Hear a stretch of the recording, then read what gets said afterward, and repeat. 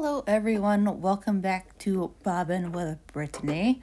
Today I am doing a stitch out on a cute little shirt. I bought the Christmas art word set number 3 from Designs by Juju. When you spend $25, you get a bunch of additional embroidery designs. So I bought a table runner and then I included this little set with it. And it is just, I saw it through an ad that she had posted and immediately wanted to make it for my son. So I'm starting out with my machine not being threaded through the needle. I went ahead and kept this clip in there. This is a mistake I do pretty much every time I start a new embroidery. On my regular sewing machine, I have an automatic threader. And with this one, you have to pull it to the side and then push down a lever. And in my mind, when I hit that foot down button, I'm thinking that it's threading too. So it's all fixable. You can tell it's a little scary at first when it just takes off and it's not going right, but you just instantly recover. I reset the design and put that back to position 0. I didn't realize you could see the screen so well with my other angle. So next time I do that, I'll show you how I reset the pattern. No big deal. So this is an applique word set, and we put in our little piece of fabric here for our applique. It does the outline stitch first, and then you put your fabric down, and then it'll do a placement stitch and then cover that all up. It had this little anchoring stitch to start with, and I felt like that's going to get in the way, so I got rid of that. And so I like the color of this fabric, and choosing applique fabric is a really stressful subject for me. It can get really overwhelming because you want to match your thread too. I like the color of this, but the polka dots aren't going to work out. You can see those circles going around, and there's just like 2 dots that show up, and they look out of place in the final product. So I might actually take a Sharpie marker and just like cover those 2 dots that are showing so that they look like the little chocolate chips. So, I mean, you live and learn. I did, however, crop out a lot of my like fumbling through cutting this. These scissors have a little bit of a bowed tip so that you can get in there and get a nice flat close cut. And I did pretty good on the outside, but where the cookies come together, there's a little wedge still, and I missed out on that, and it didn't get stitched in. So, but you know, honestly, you got to give yourself a lot of grace with these embroidery projects. When you buy pre-embroidered t-shirts and everything, they have the same little errors and mistakes and threads and little bits of fabric. I mean, it's just kind of part of the process. You can't really get it too perfect or try to attain perfection on this. The overall design is just so cute in the end. So I try to keep my fingers away from the needle while it's moving, but I was starting to stress out over the fabric getting a little close. And it's not a big deal. It's a bigger problem with quilting and edge to edge because there's been so many times, without fail, if my husband asks me a question and I look up, the side of my quilt will fall into the hoop and the needle will start hitting it, and then you have a heart attack. So that's not the case here. I'm only floating this t-shirt on. I have 2 layers of mesh stabilizer in a 4x4 hoop, and then I didn't even base the t-shirt down. I just put the front on it after I used my fingernail to even do the cross hatch. I don't mark on my shirts at all. And I put 2 pins at the very edge.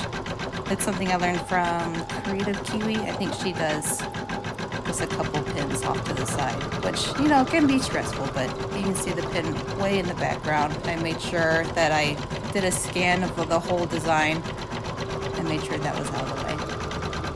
So you see that this satin stitch goes around the fabric and really anchors that in place because it looks super cute. So I love these satin stitch. I've been using that all the time, even on my regular machine, to cover messy joins on my quilting. Alright, so then that pulls away, that's done, and I'm putting in a darker brown to do the little chocolate chips. So I did this Thanksgiving Day. So the next day would be like full on Christmas mode. So that this would be ready for my son to wear and we could do a little photo shoot. It's his second Christmas. So I was so excited to get this for him. And it's so affordable. Like we've been having a hard time finding kid clothes in the store. Just with I think maybe with the supply chain issues. So I bought this little t-shirt for $2.78. And then the design was $4, which is a little more discounted, I think, when you add in like all the other stuff that you get with it. And then my thread cost. Thread is really on sale right now. It's 40 spools to get the whole color range. And that's $20 on Amazon. So it's all coming together. So I'm doing my chocolate chips and I have my machine set to a certain length where it's not going to do those jump stitches. And so it's not going to cut every time it moves over. I think it's just in that placement, just so it's like less room for error. I'd rather go in and just clip these really close and use my freight check to hold them in place than have the machine have all these loose threads everywhere. Next is stitching out the little arrow, because it's going to be pointing at my kiddo, who is a big cookie tester. So sweet. And you can even see what this t-shirt just puts there. It's not going to be there. Oh, I love this design. Once again, I'm keeping my fingers quiet. And that's about as close as I get. Are you nervous right now? Me too. But it's going to turn out. I know how it turns out. It's fine. And then we're going to switch to the red. This is a 10-minute stitch out. You can see at the top of that screen. It's 10 minutes of stitching, and I went ahead and recorded my time. This was 16 minutes start to finish for me to pull out the threads and re-hoop things. So a really quick little evening project.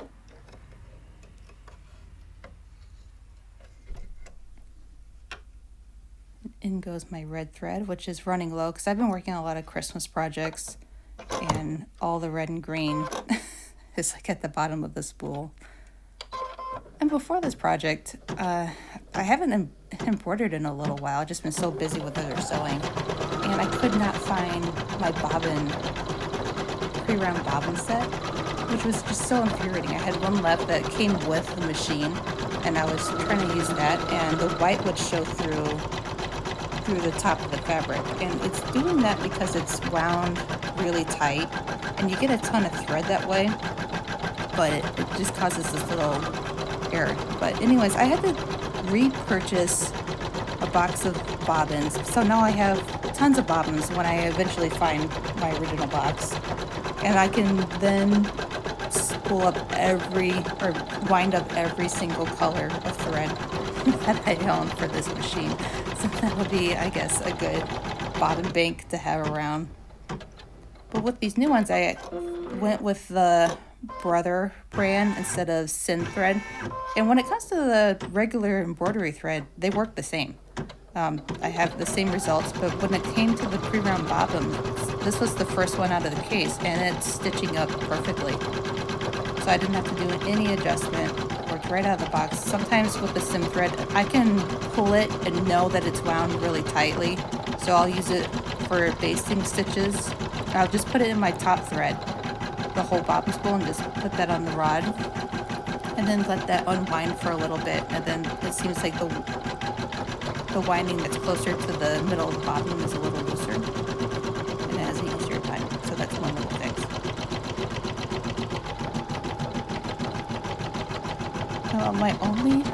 Today's Black Friday, as I'm voicing over this, and the only shopping I've done, I had a gift card for my birthday to Joanne Fabrics, so I went on a thread haul because I always need more thread, and I'm so sick of running out of thread and stressing over it.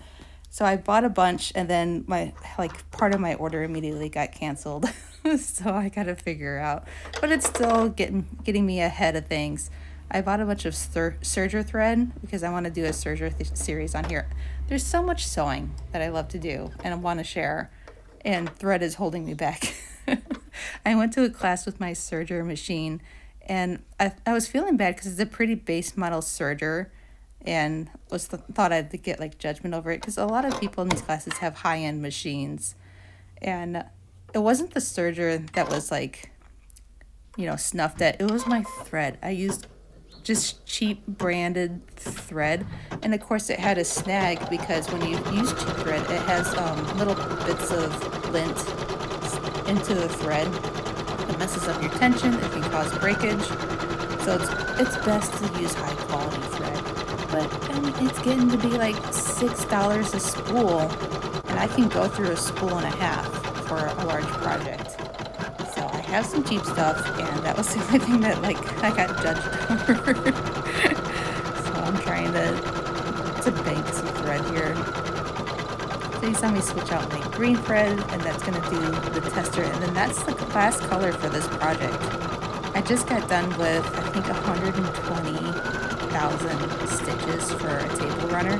So this was just like the quickest little project I could have imagined. I mean, to start and finish it one night. It felt so nice.